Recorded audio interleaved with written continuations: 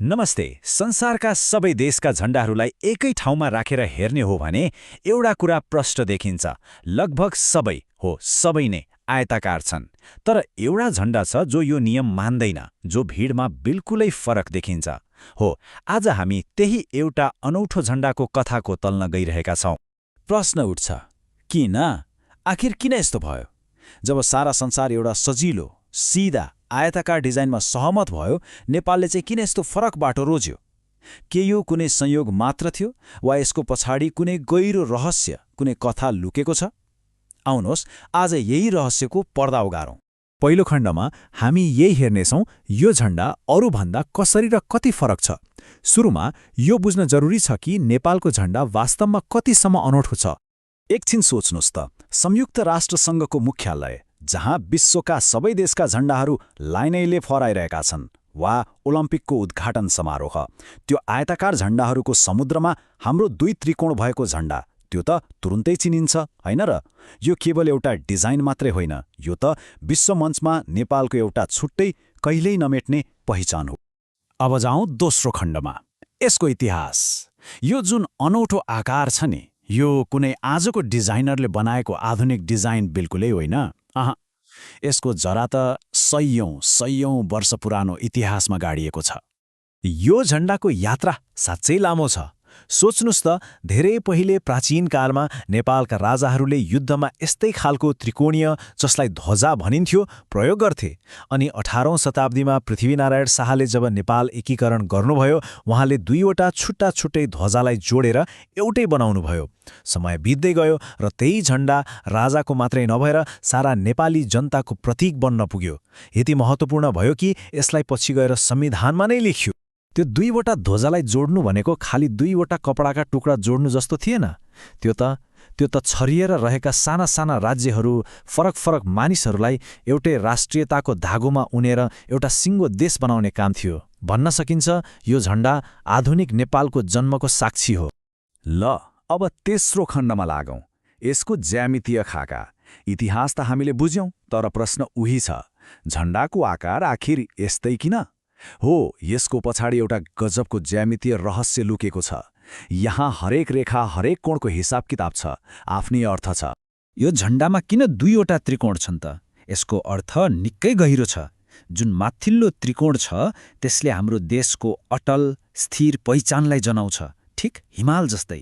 अनि जुन तल्लो त्रिकोण छ, त्यसले चाहिँ हाम्रो समाजको विशाल धार्मिक र सांस्कृतिक विविधतालाई अँगालेको छ। सोच्नुस् त, स्थिरता र विविधता दुवै कुरा एउटै प्रतीकमा कति सुन्दर तरिकाले समेटिएको छ। हेर्दाखेरि त यो आकार जथाभावी, मनलाग्दी बनाएको जस्तो लाग्न सक्छ, होइन? तर त्यस्तो बिल्कुलै होइन। एउटा अचम्मको कुरा के छ भने, यो संसारको एक मात्र यस्तो झण्डा हो जसलाई कसरी बनाउने भनेर संविधानमा नै एउटा जटिल गणितीय सूत्र, एउटा फर्मुला नै लेखिएको छ। हो, यसको हरेक कोण, हरेक रेखाको अनुपात एकदमै ठिकसँग नापेर बनाउनुपर्छ। ल, अब चौथो खण्ड, प्रतीकहरूको अर्थ। आकारको कुरा त हामीले गर्यौं। अब पालो झण्डाभित्र भएका रङ्ग र चिन्हहरूको रहस्य खोल्ने। यहाँ देखिने हरेक कुराको आआफ्नै गहिरो अर्थ छ। सबैभन्दा पहिले त यसको रङ हेरौँ। जुन गाढा रातो रङ छ, सेमरिक रातो, त्यो हामी नेपालीहरूको साहस र बलिदानको प्रतीक हो। अनि हो, यो हाम्रो राष्ट्रिय फूल लालीगुराँसको रङ पनि त हो। अब त्यो बाहिरको नीलो किनारा, त्यसले शान्ति र सद्भावको सन्देश दिन्छ। र बीचमा भएका सूर्य र चन्द्रमा, पहिले चन्द्रमाले शीतलता र शाहवंशलाई जनाउँथ्यो भने सूर्यले चाहिँ ऊर्जा र राणावंशको प्रतिनिधित्व गर्थ्यो। तर सूर्य र चन्द्रमाको अर्थ त्यतिमा मात्रै सीमित छैन है। यी दुई त हिन्दू र बौद्ध दुवै धर्ममा एकदमै पवित्र मानिन्छन्।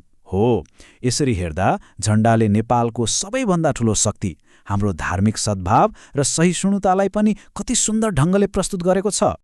अब हामी आइपुगेका छौं अन्तिम खण्डमा, एक एकीकृत प्रतीक। ल, हामीले इतिहास, डिजाइन, प्रतीक सबैको अर्थ त बुझ्यौं, तर यी सबै कुराको निचोड के हो त? अन्तमा यो झण्डाको सबैभन्दा महत्त्वपूर्ण काम के हो? यसले हामी सबैलाई एक आपसमा कसरी जोड्छ? यो झण्डाप्रतिको हाम्रो सम्मान यसलाई प्रयोग गर्ने तरिकामा नै झल्किन्छ। यसलाई कहिल्यै पनि जमिनमा छुन दिइँदैन। सधैँ उच्च र सम्मानित स्थानमा मात्र फहराइन्छ।